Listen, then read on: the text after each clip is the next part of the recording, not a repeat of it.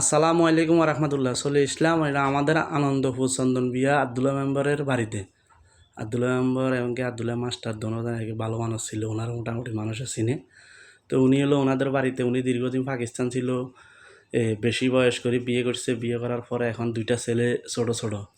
এখন ওনার ওয়াইফটা মারা গেছে, এখন উনি এই বাচ্চা দুইটা নিয়ে নিজে ফাঁক শাক করি খায়। গড় দিছে আয় জমি টমি বেশি কেন। তো এখন মোটামুটি বেকার, এমনকি অসহায়, বয়স হয়ে গেছে, রোগের কারণে কাজ টাজ করতে পারে না। এখন আমার ভিডিও দেখে দেখি কয়তো নাতি তুই কল দিও না, আমার একটা কলের ব্যবস্থা করিয়ে দিও না। আমি তো নানা আত্মা কল ঘন্টায় আপনার ভিডিও করি ফেসবুক সারার পরে যদি কোনো হৃদয়বান ব্যক্তি থাকে আপনারা কল দিলে পাইবেন।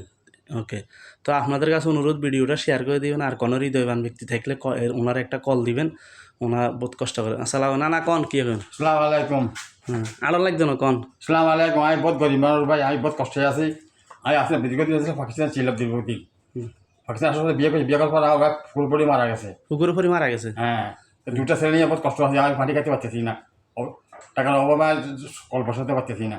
তো আমরা বহুত মেহরবানি একটা কল আমার দিয়ে বাড়ির মাধ্যমে আমরা বহুত দোয়া করবো আনলাই।